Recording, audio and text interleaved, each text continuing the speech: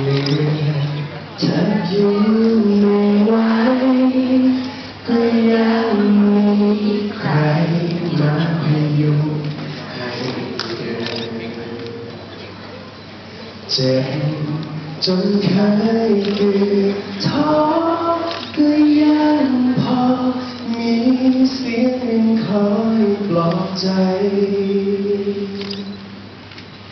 เธอคือกำลังใจเหล่านั้นที่ฉันจะตอบแทนด้วยหัวใจจะรักให้มากกว่ารักที่ได้มาและฉันขอสัญญาจะไม่ทำให้เสียใจเธอรู้ไหมทุกอย่างที่ให้กันมันดีแค่ไหนตอบแทนเท่าไรก็ไม่พอ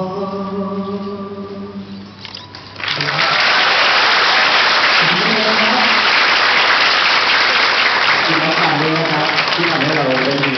วันนี้